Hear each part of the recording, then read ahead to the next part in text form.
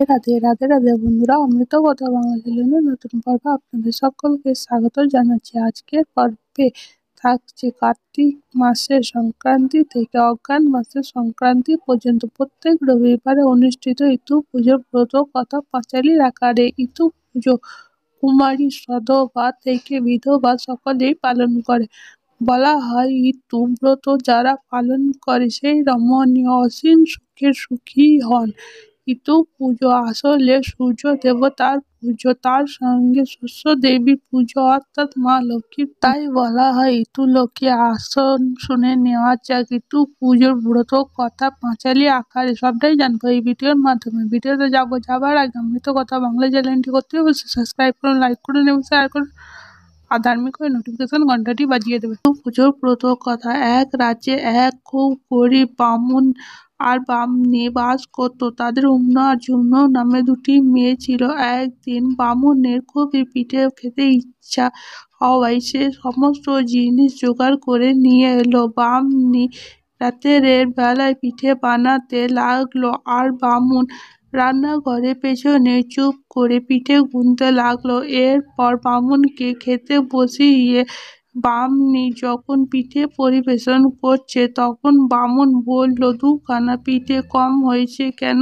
বামনি বললে যে সে তার মেয়ে দুটিকে দুটিখানা পিঠে দিয়েছে। এই কথা শুনে বামুন খুবই রেগে গেল, কিন্তু কিছুই বলল না। এরপর একদিন সকালবেলায় বামুন বাসনীকে বললেন আজ উম্ন আর জুম্নকে ওদের পিসির বাড়িতে রেখে আসবে। পিসির বাড়িতে থাকলে দুবেলা খেতেও পাবে আর পরে ওখান থেকে ওদের বিয়ে দেওয়ার ব্যবস্থা করা হবে।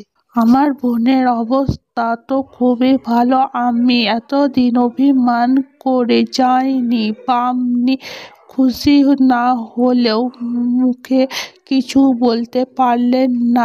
বামুন উম্ন আর জুম্নকে নিয়ে বাড়ি থেকে রওনা হলো। অনেকখানি হাঁটার পর বেলা গ্রামে। দুপুরে বামুন মেয়ে দুটিকে নিয়ে একটা বনের মধ্যে ঢুকলো।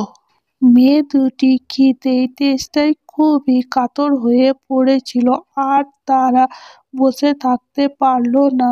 একটি বট গাছের ছাওয়ায় তাদের বাবার কোলে মাথা রেখে ঘুমিয়ে পড়ল। বামুন এটাই চাইছিল। সুযোগ দেখে সে ইটের ওপর মেয়ে দুটির মাথা রেখে চুপি চুপি পালিয়ে গেল। যাবার সময় কয়েকটি শামুক আর গুলি ভেঙে তাদের আলতা মাখিয়ে ছড়িয়ে রেখে গেল।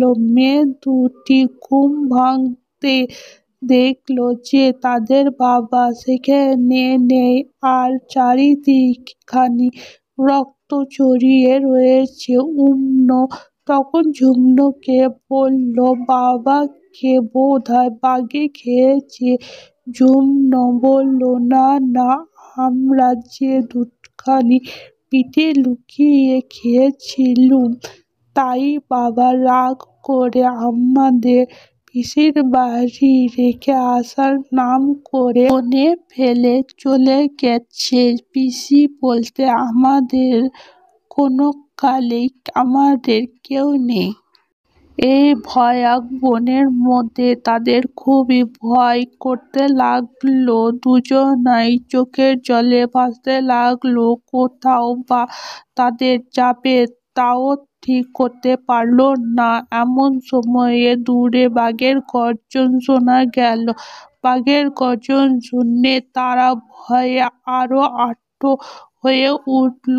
এবার বুঝি তাদের বাঘের পেটে যেতে হবে। তারা তখন ভয়ে ঠক করে কাঁপতে লাগলো।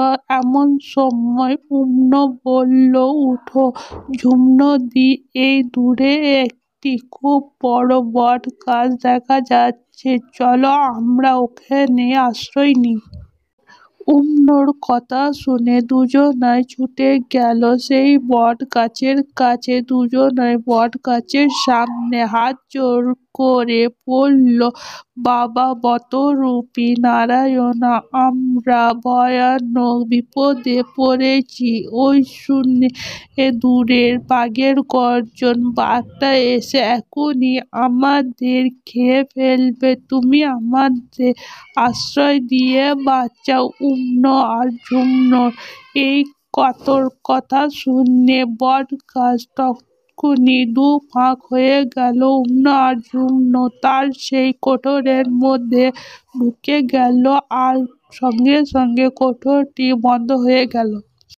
বাঘটা কাছে এসে মানুষের গন্ধ পেয়ে চারপাশে খানিকটা ঘোরাঘুরি করে সেখান থেকে চলে গেল। বাঘটা চলে যেতে বটগাছ আবার দুভাগ হয়ে গেল, আর উম্ন আর ঝুমনো কোঠরের মধ্যে থেকে বেরিয়ে এলো। তখন তারা কি করবে, কোথায় যাবে, কি করবে ভাবতে ভাবতে জঙ্গলের মধ্যে চলে গেল। বেশ কিছু দূরে যাবার পর তারা জনবসতি দেখতে পেল। বন তখন আর পেরিয়ে এসেছে। তারা একটা দূরে দেখল যে তাদের বয়সী কয়েকজন মেয়ে একটা পুকুরে পাড়ে ঘাটে বসে কি পুজো করছে। উম্ন আর ঝুমনো তাদের কাছে দাঁড়াবার সঙ্গে সঙ্গে তাদের পুজোর ঘটগুলি উল্টে পড়ে গেল। সে মেয়েগুলি তখন গভীর রেগে গিয়ে বলল, কোথা থেকে অলক্ষী তোমরা এলে যে আমাদের ঋতু পুজোর ঘটগুলি সব উল্টে পড়ে গেল। উম্ন আর ঝুমনো তখন খুবই কাঁদতে কাঁদতে তাদের দুঃখের কথা শুনল। সে বলল, মেয়েদের কাছে বলতে লাগলো সব কথা। দু বোনের কাছ থেকে শোনার পর মেয়েগুলো তাদের প্রতি দয়া হলো। তখন তারা বলল, উম্ন আর ঝুমনোকে বলল, তোমরা কোনো ভয় নেই, কাঁদতেও হবে না। তোমরা আমাদের মতো ঋতু পুজো করো, তাহলে তোমাদের আর কোনো দুঃখ থাকবে না। যাও, এখন তোমরা ওই পুকুর থেকে স্নান করে এসো। সেই মেয়েদের কথার মতো উম্ন ঝুমনো সেই পুকুরে নেমে অমনি পুকুরের সব জল শুকিয়ে গেল। পুকুরের মাছগুলো ছটফট করে লাফাতে লাগলো। উম্ন ঝুমনো এই ব্যাপার দেখে কাঁদতে কাঁদতে আবার মেয়েগুলোর কাছে ফিরে এসে সব কথা বলল। মেয়েরা বলল, এই নাও ঘটের দূর্বা দিচ্ছি, নিয়ে পুকুরে গিয়ে ফেললো। ওদের কথার মতো উম্ন ঝুমনো দূর্বাগুলি নিয়ে পুকুরে গিয়ে ফেলতেই আবার পুকুরের জল ভরে গেল। তখন তারা দুজনা পুকুর থেকে স্নান করে এলো। স্নান করে ফিরে এসে মেয়ে দুটি তাদের ঘট আর দূর্বা দিয়ে ঋতু পুজো সম্পূর্ণ করলো। পুজোর পর দুই মেয়ে বলল, ওই এবার ঋতু পুজোর কাছে বর চেয়ে নাও। উম্ন ঝুমনো তখন ঋতুর কাছে বর চাইল, ঋতু দেবী, এত বর দাও যাতে আমাদের বাবা মায়ের দুঃখ দূর হয়, আর ঘর ভর্তি সোনা দানা ও টাকা কড়ি হয়। তারপর মেয়ে দুটি বলল, এইবার তোমরা সব ভক্তি করে ঘট নিয়ে বাড়ির দিকে যাও। তখন ঘট নিয়ে উম্ন ঝুমনো বাড়ির দিকে চলে গেল। ঋতু দেবীও তাদের পথ দেখিয়ে দিল। এদিকে উম্ন ঝুমনোর বাবা মা ঋতুর বরে রাজার মতো ধনবান হলো। দুই বোন ক্রমে ঘট হাতে করে বাড়িতে এসে পৌঁছালো। তাদের বাবা মা ভেবেছিল যে এতদিন মেয়ে দুটি অবশ্যই বাঘে খেয়ে ফেলেছে আর ওদের আপদ দূর হয়েছে। এমনি সময় হঠাৎ উম্ন ঝুমনোকে বাড়ির ভেতরে দেখে তাদের বাবা অবাক হয়ে বলল, তোরা এতদিন বেঁচে ছিলি, কোথা থেকে ফিরে এলি, এখন মরিসনি তোরা? উম্ন বলল, বাবা, আমরা যদি মরতুম তাহলে আজ তোমরা এত বড়লোক হতে পারতে না। আমরা ঋতু পুজো করে মাকে সন্তুষ্ট করে তোমরা রাজা হওয়ার পর চেয়েছিলুম, তাই তুমি আজ এত বড়লোক হতে পেরেছ। তখন তাদের বাবা মা তাদেরকে আদর করে ঘরে নিয়ে গেল। বামনিও তাদের কথা শুনে ইতু পুজো আরম্ভ করলো। বছর কয়েক পরে বামুন-বামনি সুন্দর ফুটফুটে পুত্র সন্তান জন্ম নিল। তখন তাদের আনন্দে আর ধরে না।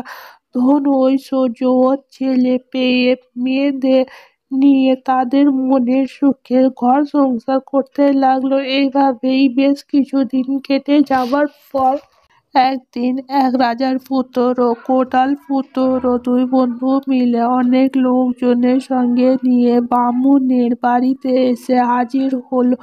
বেলা তখন দুপুর। তারা তখন খিদে তেষ্টায় অস্থির।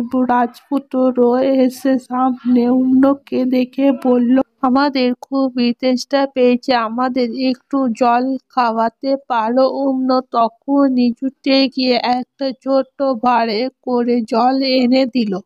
একবার জল খেয়ে রাজপুত্রের খুবই ভয়াবহ রাগ হলো, কিন্তু কি আর করবে, ভাবলে যেটুকু জল পাওয়া গেছে সেটুকু জল খেয়ে নেওয়াটাই যাক। এইভাবে রাজপুত্র ভাঁড়টিকে মুখে তুলতেই জল খেতে আরম্ভ করলো। কিন্তু কি আশ্চর্য, যতই যতক্ষণ ভাঁড়ে জল আর কিছুতেই ফুরায় না। তখন তিনি তার লোক লস্কর সকলকে সেই ভাঁড়ের জল খেতে দিল। তারা রান ভরে জল খেল, তবুও ভাঁড়ের জল যেমনকার তেমনই ছিল। তখন সকলে উম্নকে ধন্য ধন্য করতে লাগলো। রাজপুত্র তখন উম্নকে বলল তার বাবাকে ডেকে আনতে। উম্ন গিয়ে বামুনকে ডেকে নিয়ে এলো। রাজপুত্র বামুনকে বললেন, আপনার মেয়েটি বড় ভালো, আমি মুদ্রা দেশের যুবরাজ। যদি আপনার কোনো আপত্তি না থাকে তাহলে আমি আপনার এই মেয়েটিকে বিয়ে করতে চাই। বামুন বলল, তখন আপত্তি আমার কিছুই নেই, তবে আমার আরো একটি মেয়ে আছে, তারও এখন বিয়ে হয়নি। যুবরাজ বলল, আমার সঙ্গে আছে কোটল পুত্র আমার বন্ধু, আপনার ইচ্ছে করলে তাদের দুইজনকেই দুই মেয়ে দান করতে পারেন। বামুন দেখে চমৎকার সুযোগ, সে আর দেরি করল না। গোধূলি লগ্নে উম্নর সঙ্গে যুবরাজ আর কোটল পুত্রের সঙ্গে যুম্নর বিয়ে দিয়ে দিল। আর দিন উম্ন যুম্ন শ্বশুর বাড়ি যাবার সময় বামনি বলল, তোরা কি খেয়ে শ্বশুর বাড়ি যাবি? উম্ন বলল, মা, আমি এখন রাজার রানীর দান খনি জলে ভাত আর মাগুর মাছের ঝোল ভাত করে রেখে দাও, আমি তাই খেয়ে পান চিবুতে চিবুতে হাতির পিঠে বসে শ্বশুর বাড়িতে যাব। আর যুম্ন বলল, আজ অঘ্রাণ মাসে রবিবার, ফল মূল নিরামিষ খেয়ে ইতুর ঘট মাথায় নিয়ে আমি হাতির পিঠে চড়ে শ্বশুর বাড়িতে যাব। শেষ পর্যন্ত দুই বোনের খাওয়া দুই রকমের ব্যবস্থা হলো। আর খেয়ে দিয়ে যে যার স্বামীর সঙ্গে হাতির পিঠে চড়ে শ্বশুর বাড়িতে রওনা হলো। উম্ন যে পথ দিয়ে যেতে লাগলো সেখানে তাদের সামনে পড়ল গৃহদাহ, মরণ, দুর্ভিক্ষ ও যত সব অমঙ্গলের চিহ্ন। আর যুম্ন যে পথ দিয়ে যেতে লাগলো সেখানে দেখলো বিয়ে, সভা সমিতি, অন্নপ্রাশন আর অন্যান্য পুজো পার্বণ। এইভাবে উম্ন যুবরাজের সঙ্গে রাজার বাড়িতে এসে হাজির হলো। রানী মা ওদের আসবার খবর বউ বরণ করতে এলো, কিন্তু বউ যেমনি হাতি থেকে নামলো অমনি রাজার বাড়ির সিংহ দরজায় তা হুড়মুড় করে ভেঙে পড়ল। যুবরাজ মা অনেক বকাঝক করে বউকে ঘরে তুলল। এদিকে কোটালপুত্র বউ বরণ করতে এসে দেখলো তাদের বাড়ির লোহার গরদগুলো সব সোনা হয়ে গেছে। কোটালপুত্র বৌমাকে কোলে করে আদর করে ঘরে তুলল। রাহ বাড়িতে আসার পরে মুদ্র যুবরাজ্যের ধন ঐশ্বর্য বিষয় সম্পত্তি সব ক্রমে ক্রমে কোথায় চলে গেল। যুবরাজ একেবারে ভিখারি হয়ে পড়ল। আর ঝুমুরের কোটাল বাড়িতে আসার পর থেকে কোটালের বাড়ির ধন ঐশ্বর্য পরিপূর্ণ হয়ে সংসার একেবারে উথলে পড়তে লাগলো। সংসার দেশে প্রচার হয়ে গেল যে কোটালপুত্র এক খুবই সুলক্ষণ যুক্ত মেয়েকে বিয়ে করে এনেছে। তাদের এখন সব দিকে বরাবরন্ত মুদ্রা যুবরাজ অন্যকে অলক্ষী ভেবে নিয়ে তার উপরে খুবই চটে গেল। তার সামনে এলে তাদের দূর দূর করে তাড়িয়ে দিতে লাগলো। শেষ একদিন ঘাতক ডেকে বললে, এই দণ্ডে অন্যকে কেটে তার রক্ত এনে এমন আমাকে দাও। ঘাতক যুবরাজের হুকুমে অন্যকে শ্মশানে নিয়ে গিয়ে ছিঁড়ে দিল। আর একটা শিয়ালকে কেটে এনে তার রক্ত যুবককে দেখিয়ে দিল। তখন ঝুমুর কাছে গিয়ে সবটা খুলে বলল। মায়ের পেটে বনে 2 রকম দুর্গতির কথা শুনে ঝুমুর কাউকে জানাতে না দিয়ে তার বোনকে তার বাড়িতে লুকিয়ে রাখলো। এমনকি তার স্বামী কোটালপুত্র জানতে পারল না। ঝুমুর বুঝল যে তার বোন ইতু অসম্মান করেছে, তাই সে আজ এই বিপদে পড়েছে। তখন থেকে ঝুমুর আবার অন্যকে নিয়ে ঠিক নিয়ম মতো ইতু পুজো করতে লাগলো। শেষে ইতু দেবী আবার অন্যর ওপরে তুষ্ট হলেন। আর সঙ্গে সঙ্গে যুবরাজকে দিন দিন বরাবরন্ত হতে লাগলো। যুবরাজ এদিকে স্বপ্ন দেখলে যে এক দেবী তাকে বলছে, এখনই অন্যকে রানীকে খুঁজে বাড়িতে না নিয়ে এলে রত সর্বনাশ হয়ে যাবে। যুবরাজ স্বপ্ন দেখার পর দেখেই খুবই চিন্তিত হয়ে পড়ল। তিনি তো জানতেন যে ঘাতক অন্যকে কেটে ফেলেছে। শেষে যুবরাজ কোটালপুত্রকে ডেকে এনে স্বপ্নের কথা জানালেন। কোটালপুত্র তখন ঘাতককে ডেকে অন্যের কথা শুনলেন এবং খুব ঘাতককে ভাবতে ভাবতে বাড়িতে চলে গেলেন। কোটালপুত্র আর যুবরাজ এর জন্য খুবই দুঃখ করতে লাগলো। ঝুমুর স্বামী এই রকম চিন্তা কারণ জিজ্ঞাসা করে অন্যর ব্যাপারে জানাতে পারল। তখন সে তার স্বামীকে বলল, মা ইতু দেবীর আশীর্বাদে যুবরাজ আবার অন্যকে ফিরে পেতে পারবেন যদি আমার কথা মতো কাজ করো। তুমি যুবরাজকে বলো যে আমাদের বাড়ি থেকে তার বাড়ি পর্যন্ত কলা গাছ পুঁতে তবুও ফেলে যদি কড়ি জঞ্জাল দিয়ে দিতে পারে তাহলে আবার অন্যকে ফিরে পেতে পারবে। কোটাল যুবরাজকে সেই কথা বলল। যুবরাজ অন্যকে পাওয়ার আশায় সমস্ত ব্যাপার কুৎসা করে দিল এবং ঝুমুর তখন অন্যকে রানীর সাজে সাজিয়ে তারপর মধ্যে দিয়ে রাজবাড়িতে পাঠিয়ে দিল। চলা উঠে দূর্বা শিকড় পড়েছিল, সেই দূর্বা শিকড় গেল, পা কেটে গেল। যুবরাজ এটাতে খুবই রেগে গিয়ে হুকুম দিল এই দণ্ডে কঠোর হাড়ির মাথা আর তাদের বুড়ির মায়ের চোখ দুটি উপড়ে আনা হোক। যুবরাজকে বলার সঙ্গে সঙ্গে হুকুম মতো কাজ করা হলো। যুবরাজ উন্মুককে নিয়ে রাজবাড়িতে ঢুকলো। তারপর অগ্রহায়ণ মাস সেই উন্মু ইতু পুজো করলো, কিন্তু ইতু কথা শোনার মতো বাড়িতে কোনো স্ত্রীলোক পেল না। উন্মু তখন যুবককে বলল যে একজন উপস্ত্রীলোক চাই যে ইতু কথা শুনবে, এবং যুবরাজ তখনই লোক পাঠালো রাজ্যের মধ্যে যে স্ত্রীলোক উপস্থিত আছে টেক রাজবাড়িতে নিয়ে আসার জন্য। রাজবাড়ির লোক ছুটলো চারিদিকে, কিন্তু কোনো রাজ্যে উপস্থিত মেয়ে পেল না। শেষে তারা সেই বুড়ি হাঁড়িকে জেনে ধরে আনলো।